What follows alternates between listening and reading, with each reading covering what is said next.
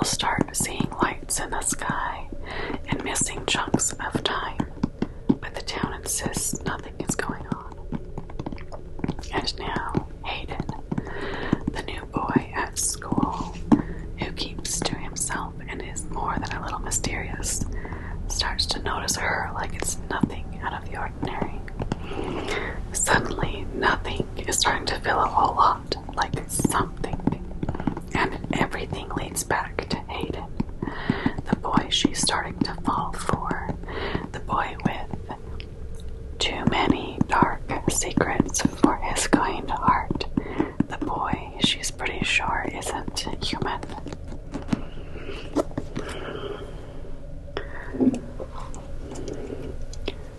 I'm also enjoying my favorite drink.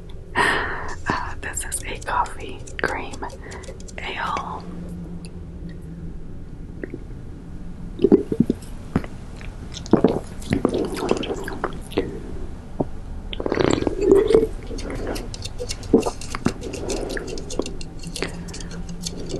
I'm pretty sure I ordered this from our local pizza joint, our pizza bar, and it was really good, and it was just the right notes of coffee with hops, and I thought it was delicious. So when my hubby found some cans and brought them home, I was pretty excited because it's a lot cheaper. A lot cheaper.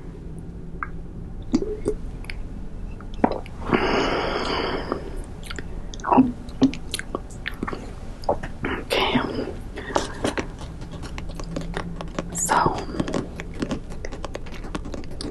because our alien, Zandy,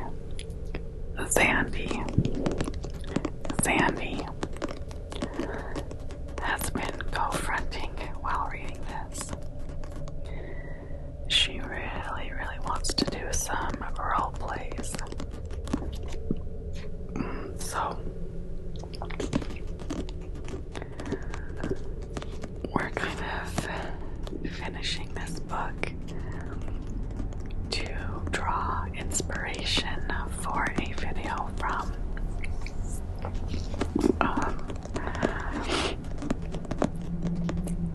of course we have to do an alien abduction roleplay video. That just sounds really fun.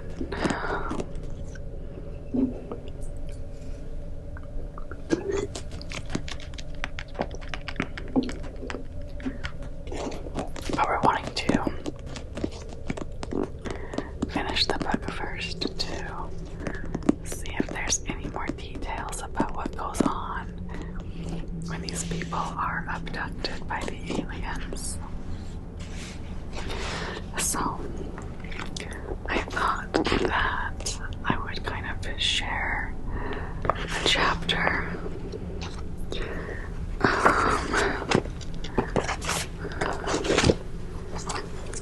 and just have some chill, quiet ASMR while reading.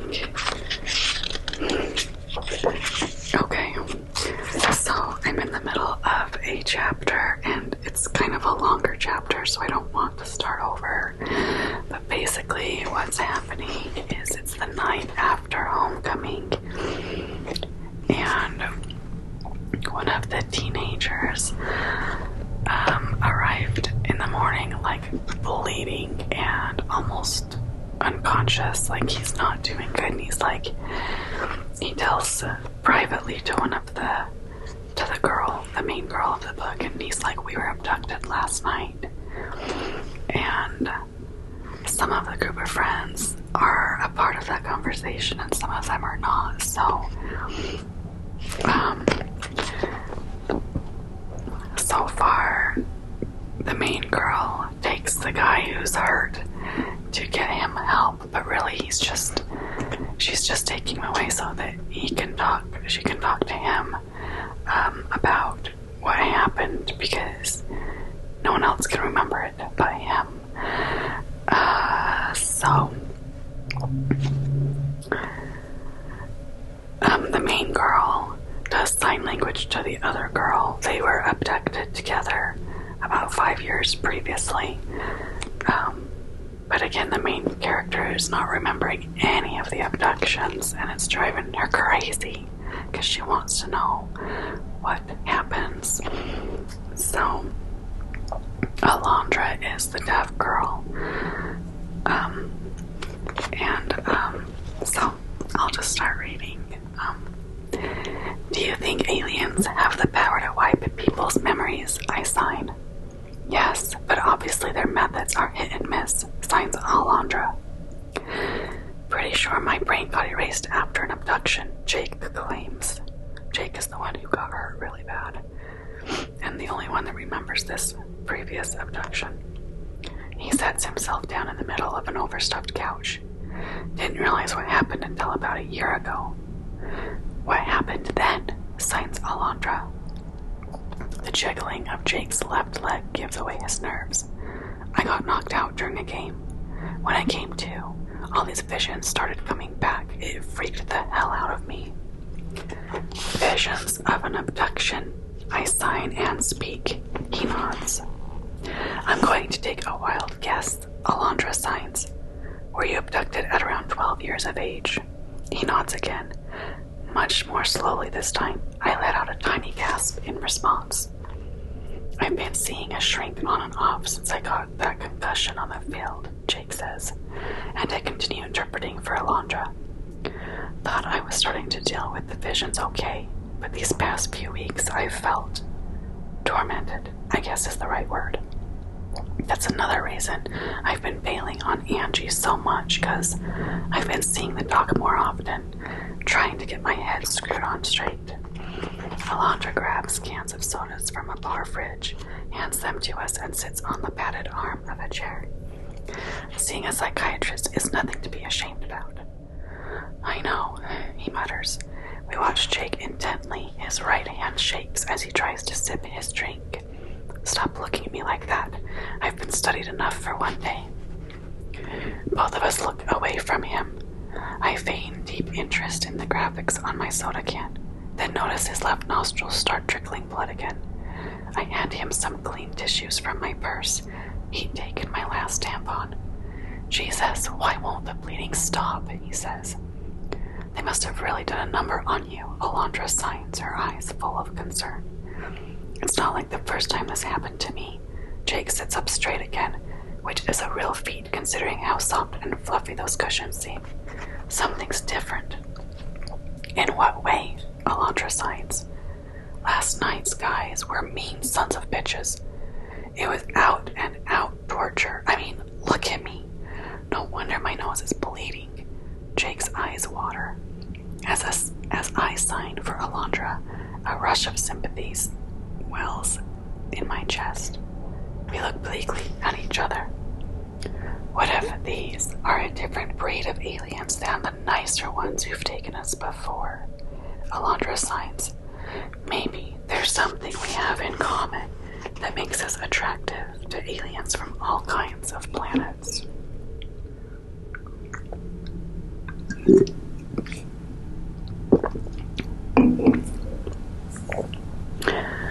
From a physical standpoint, none of us have anything in common.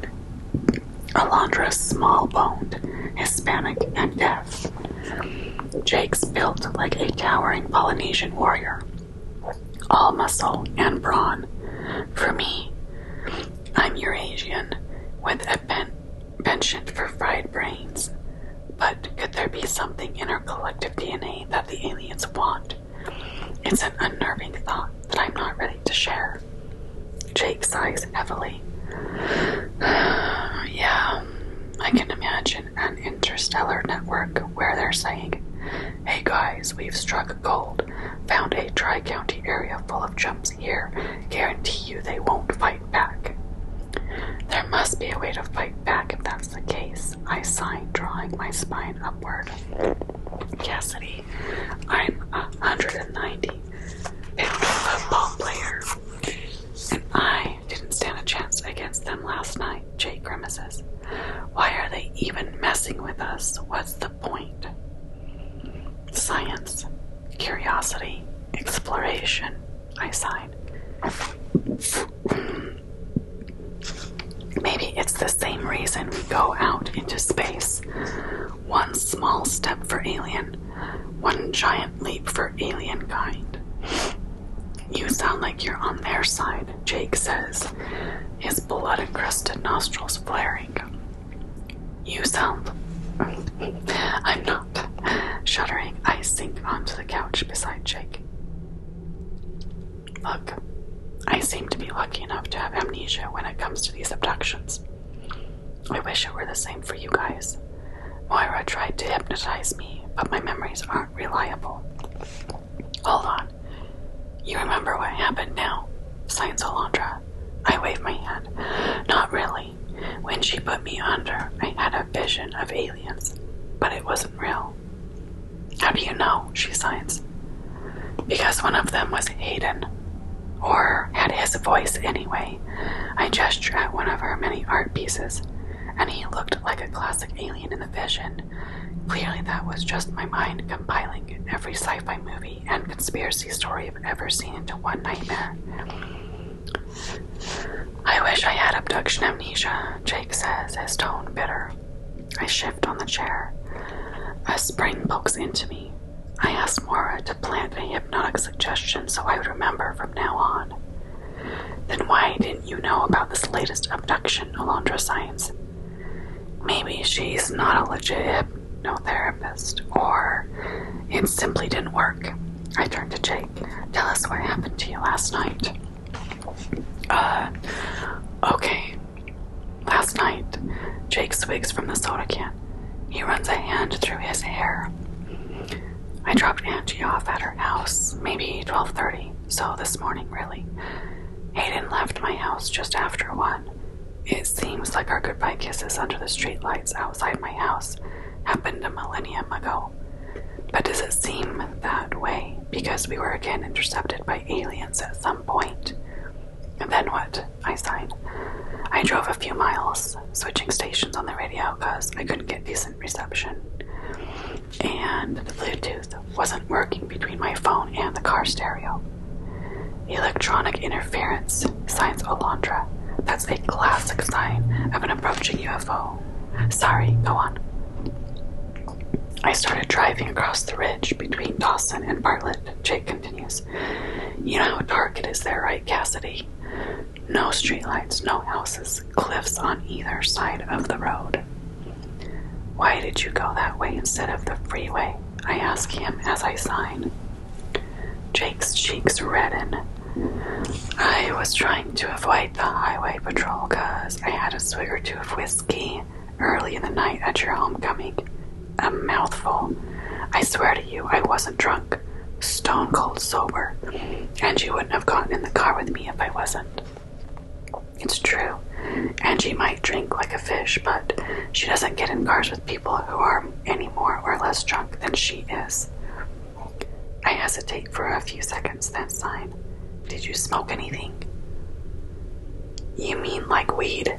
Jake's lip curls. No, not last night. And no marijuana gummy bears or brownies either, I swear to you. Just wanted to cover all bases. Alondra signs. Then what happened, Jake, when you were driving? Oh, yeah, he says, shaking his curly head.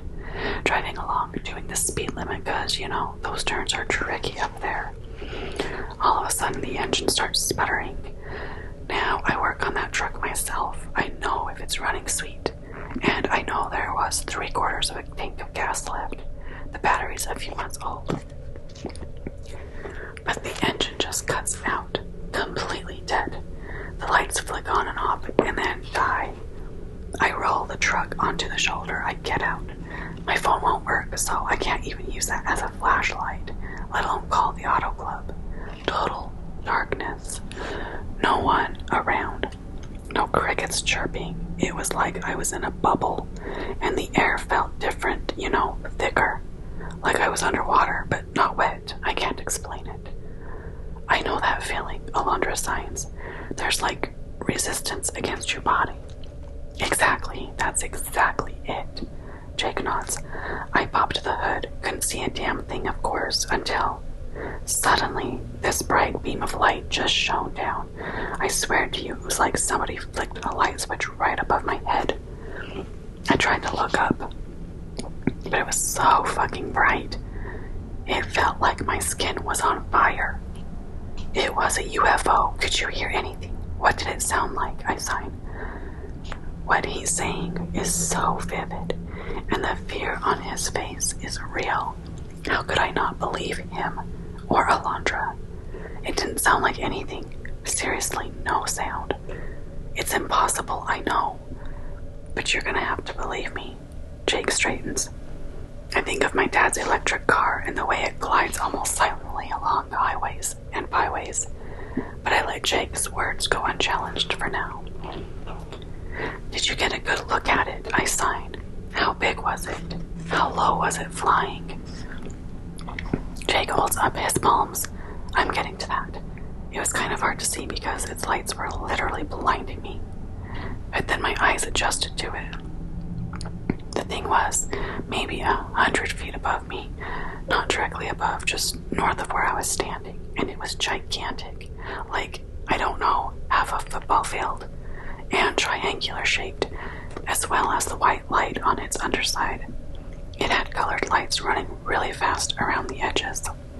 Green and purple lights. They were kind of hypnotizing. I was paralyzed or frozen. Couldn't move a hair. We should check social media, see if anybody else reported it last night. I doubt if a ship that big and bright would go unnoticed, even in a sprawling area like Dawson. Jake nods vigorously. How did you get inside the ship? Did they beam you up too? He scratches his head. Can't remember that part. What I do know is that 1 minute I was standing next to my truck, and the next I was horizontal next to you guys. God, everything was so white. I thought I was in heaven. Then the aliens came in, and you knew they were no angels, Alondra signs. Jake's mouth moves wordlessly at first. Man, those horrible operations. No anesthesia. Digging and poking and scratching with those weird instruments. It seemed to go on forever. And Alondra, your screams. I can still hear them in my head. I'm glad I don't remember that. Alondra's hands shake. I shudder at the mention of instruments and torture. I close my eyes. A blurry vision of something silver glinting under spotlight flashes. It's gone before I can make out exactly what it is. A scalpel. A probe.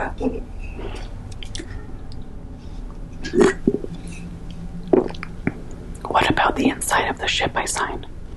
What did it look like? He squeezes his eyes shut.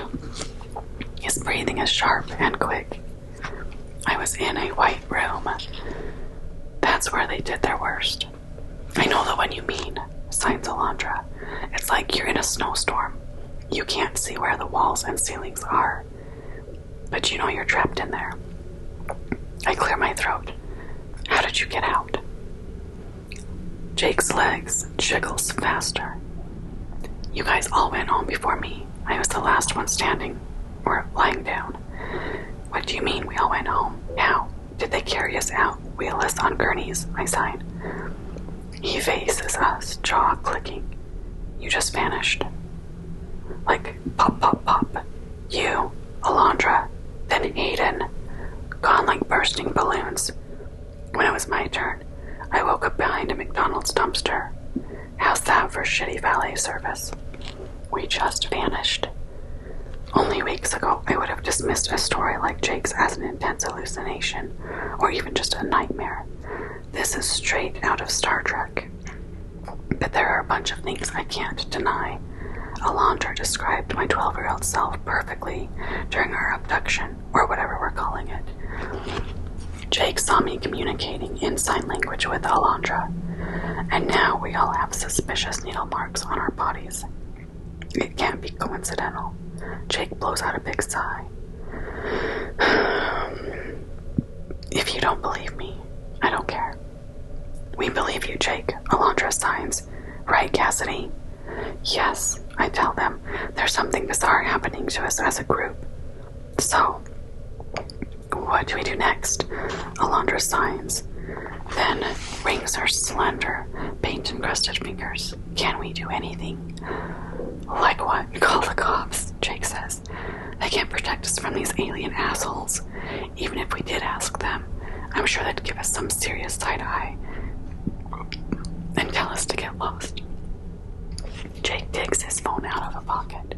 He sighs heavily. Angie's left me a dozen messages. We need to get going before she gets even more upset. Hayden's a part of this too. If we're getting abducted as a group, then we should try to figure out how to deal with the abductions as a group, I sighed. Though, inwardly, I'm not so sure he'll be open to forming a sort of Scooby-Doo mystery-solving crew. Hayden clams up whenever I try to press him on his experiences. I check my phone for the millionth time. Still nothing. As I fire off another message, I was suddenly overcome by a dizzying thought. Oh my God, I whisper. Alondra studies my face and her expression darkens. Cassidy. Did Hayden reply? What did he say? Nothing from Hayden. A shudder rattles every bone in my body. Jake said he saw Hayden vanish, but that doesn't mean he was sent home. What if they still have Hayden?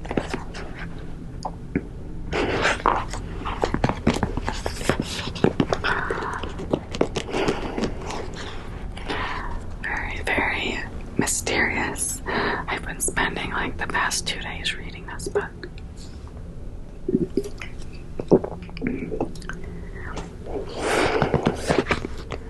I'm now on track 50. It's called Superman. And if you are interested in this book, I highly recommend it. It's been very exciting, romantic, mysterious, aliens, all the good things rolled in.